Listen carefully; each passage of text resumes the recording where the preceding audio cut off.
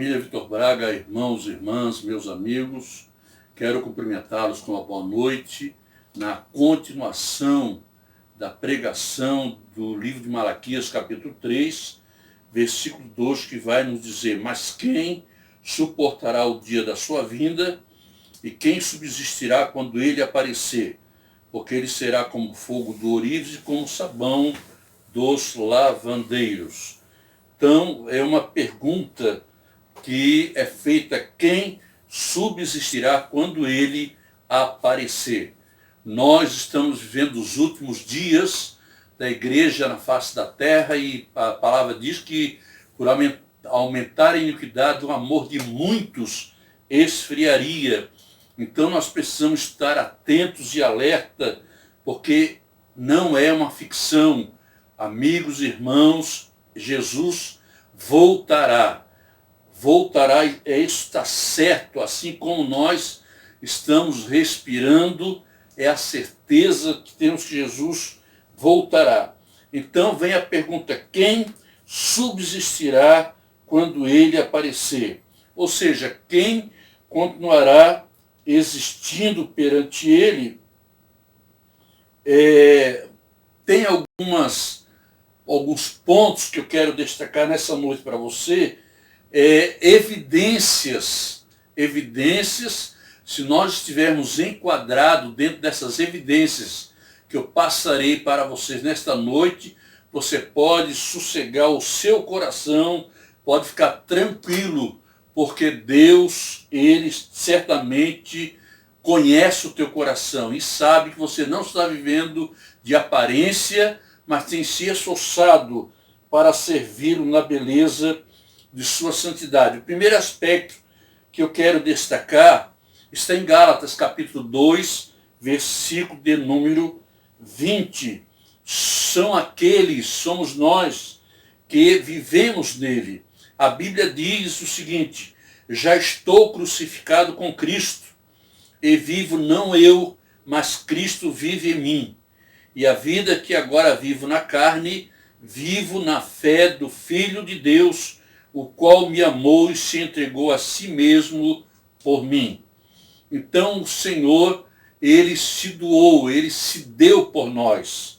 E a partir do momento em que entendemos essa realidade e passamos a dedicar a nossa vida para ele, ele nos guardará do que está por vir sobre a terra.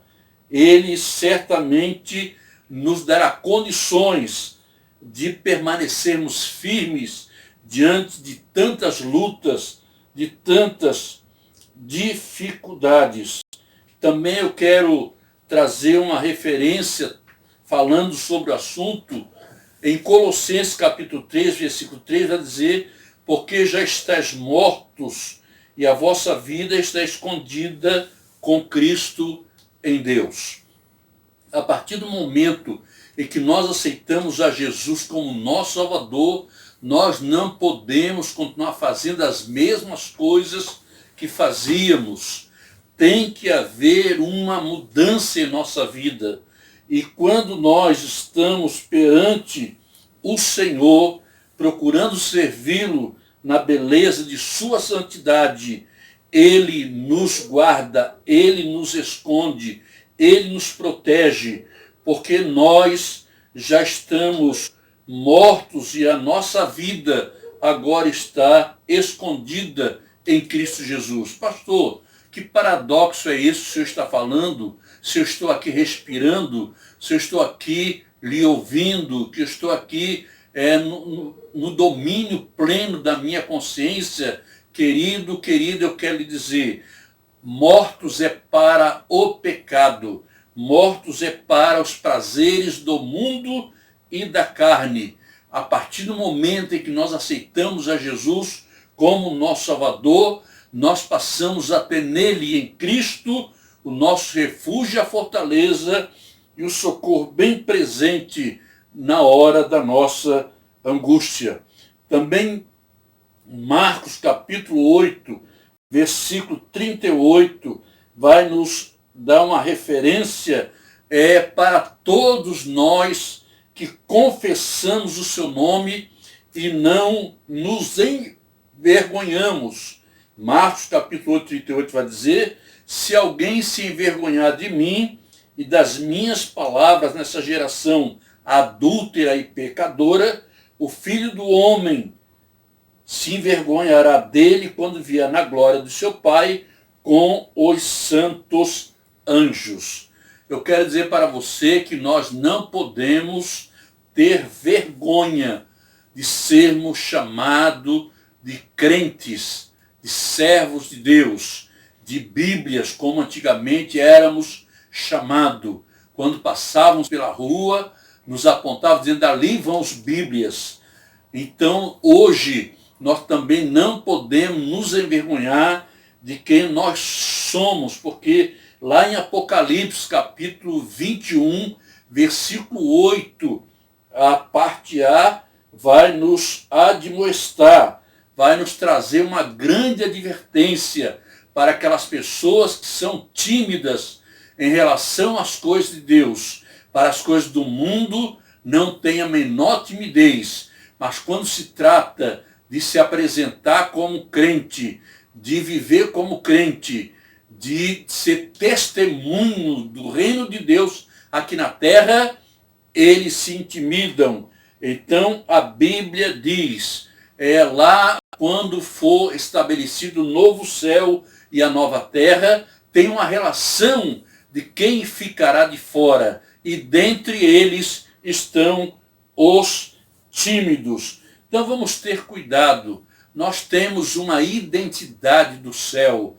Nós somos cidadãos dos céus. Portanto, vamos, como nos orienta a palavra de Deus em Atos, capítulo 1, versículo 8, que nos admoesta a não sermos tímidos, mas testemunharmos do nosso querido e amado Salvador. Sozinho nós não poderíamos fazer isso. Por isso é que está registrado em Atos, capítulo 1, versículo 8, que nos diz o seguinte: mas receberei poder ao descer sobre vós o Espírito Santo, e ser-me-eis testemunhas tanto em Jerusalém, como em toda a Judeia e Samaria e até os confins da terra. Veja bem a nossa responsabilidade diante do Senhor, diante do mundo, porque Paulo, ele deixou orientado para os irmãos ali em Roma, no capítulo 10 de Romanos, versículo 14, que nos diz o seguinte: pois como invocarão aquele em quem não creram? Lembre que a responsabilidade do ide imperativo de Jesus foi dado a nós, a sua igreja. E quando Jesus voltar, tudo isso será levado em conta, em anunciar o seu evangelho, porque o povo, o mundo perece, porque lhes falta o conhecimento da verdade. Hoje, existem muitas igrejas que perderam o seu propósito de pregar o genuíno evangelho, estão tomando outra direção. Mas eu quero dizer para você nesta noite que a igreja da Assembleia de Deus em Vitor Braga, nós temos o propósito, o compromisso de pregar a palavra de Deus. Doa a quem doer, mas a verdade, ela permanecerá para sempre. E Romanos vai dizer: como, pois, invocarão aquele em quem não creram? Óbvio, como é que a pessoa vai buscar, vai clamar por algo que ela não conhece? O versículo continua dizendo: e como crerão naquele em quem não ouviram? Aí vem para nós a responsabilidade em que temos de pregar a palavra do Senhor. Continua o versículo: e como ouvirão se não há quem pregue? Então, meus amigos, meus irmãos, povo de Deus, a responsabilidade é nossa. Temos que cumprir esta palavra de Deus, pregando o seu evangelho, porque somente dessa forma o povo conseguirá ser alcançado pela graça e pela infinita misericórdia do Senhor. Continuando ainda sobre aqueles que irão, no dia da vinda do Senhor, subsistir, permanecer, o versículo de João, capítulo 15, versículo de número 3, vai nos dizer: vós já estáis limpos pela palavra que vos tenho falado. Porque a Bíblia, no versículo que nós lemos, vai dizer que ele será como o fogo e como o sabão. Então nós já fomos limpos pela palavra do Senhor. Devemos continuar purificando a cada dia a nossa vida, para que quando o Senhor voltar, não nos encontre em nenhuma falta. Pastor, eu não sou perfeito. Querido, também não sou. Mas temos que nos esforçar a cada dia para agradar ao Senhor e andar na beleza de sua santidade. Tito, capítulo 3, versículo de número 5, vai nos admoestar o seguinte: não pelas obras de justiça que houvéssemos feito. Tem muitas pessoas que entendem ou acham que através da filantropia vão conseguir o seu mérito e o seu escape, o seu livramento. A Bíblia continua dizendo que não é pela justiça que temos feito, mas segundo a sua misericórdia. O que aconteceu? Ele nos salvou pela lavagem da regeneração e da renovação do Espírito Santo. A partir do momento em que nós aceitamos a Jesus como nosso Salvador, começa uma obra de regeneração em nossa vida.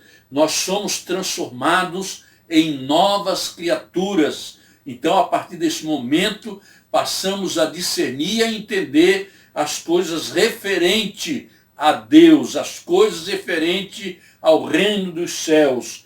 E isso é obra e graça do Espírito Santo que está em nossa vida. Também a Bíblia vai nos dizer que ele, como fogo purificador, Apocalipse capítulo 3, versículo 18, vai nos dizer o seguinte: aconselho-te que de mim compres ouro provado pelo fogo, para que te enriqueças. A Bíblia nos fala de que não adianta o homem ganhar o mundo e perder a sua alma. Procure buscar o seu tesouro no céu, procure se enriquecer acerca das coisas de Deus.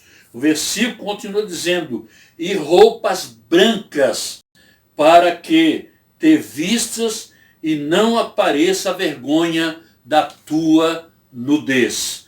Preste atenção nessa parte, porque Deus conhece o nosso coração. Não adianta, o homem pode enganar o homem, a ovelha pode enganar o pastor, mas o sumo pastor ninguém engana. Eu quero dizer para você, estou, através desta palavra profética, lhe aconselhando para que você venha comprar ouro provado no fogo, ouro que vem do céu. O que é ouro? Não é bem material, mas são bens espirituais, são virtudes do Espírito Santo, que vai dar uma formação do caráter, da personalidade, de ser uma boa pessoa, de ser um cidadão, uma cidadã com a verdadeira identidade de um cidadão dos céus. E aqui o texto diz: roupas brancas, para que te vistas e não apareça a vergonha da tua nudez. As roupas brancas é através da sua santificação. Você está buscando a palavra de Deus, porque tem muita gente que estão vivendo de aparência. Eu quero lhe chamar a atenção nesta noite: não viva de aparência para que o homem veja para que as pessoas olhem para você e digam que você parece ser um cristão. Não, viva em espírito e em verdade para Deus, para que a sua nudez no dia da sua vinda não seja descoberta. E outra coisa, a Bíblia continua dizendo em Apocalipse 3,18, e que unja os teus olhos com colírio para que vejas. Nós precisamos pedir a Deus que mande colírio dos céus para que caia as escamas que tem levado muitos à cegueira espiritual.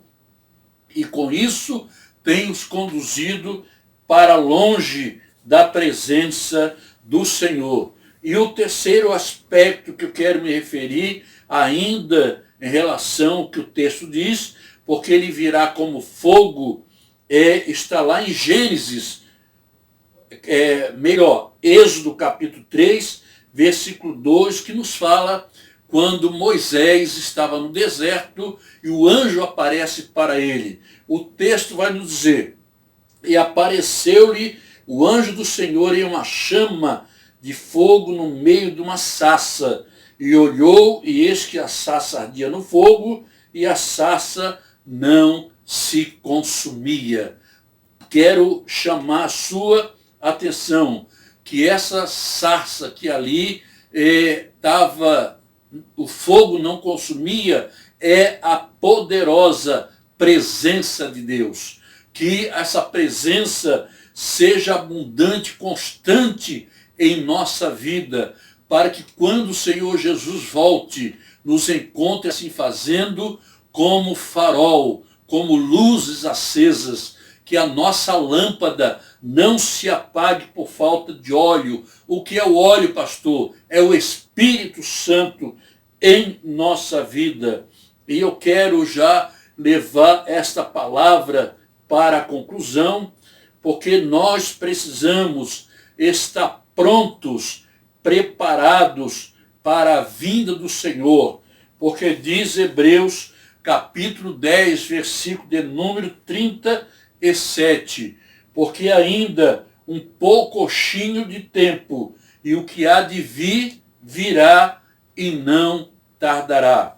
Meu querido irmão e irmã, amigo ouvinte da palavra de Deus, o amor de Deus continua sobre as nossas vidas, sobre as nossas famílias, e Ele tem nos admoestado através da sua palavra que Ele está voltando. Então eu convido a você para que nesse poucochinho de tempo que nos resta, que venhamos permanecer firmes diante da tua presença. Eu vou orar pela sua vida, vou orar pela sua família, vou também estar orando em favor dos irmãos e das irmãs que, se porventura estiverem sido acometidos por esta enfermidade, que Deus entre com providência e venha restaurar as suas vidas. Ó Deus, em nome de Jesus Cristo, ó Pai, te pedimos nesta hora que o Senhor visite cada lar, cada família que está nesse momento de isolamento, ó Deus, visite nos hospitais todos aqueles que estão acometidos dessa enfermidade, que o anjo da cura possa alcançá-los onde quer que eles estejam, porque, Senhor, nada saiu do teu controle, tudo acontece porque assim é a tua vontade, pois a tua palavra nos diz que não cai uma folha da árvore se não for a tua permissão. Estamos passando por dias, Senhor, de dificuldade, mas o Senhor tem sustentado a sua igreja, tem sustentado o povo, tem sustentado aquele que em ti confia. Que a tua boa mão esteja sobre todos nós, nos guardando, nos abençoando. É a oração que eu te faço em nome de Jesus. Receba a bênção, que a graça de nosso Senhor e Salvador Jesus Cristo, o amor de Deus e a comunhão do Espírito Santo seja contigo, tua família e todos que temem a Deus desde agora e para sempre. Amém. Que Deus te abençoe e te dê uma excelente semana na presença do Senhor. Fique em paz.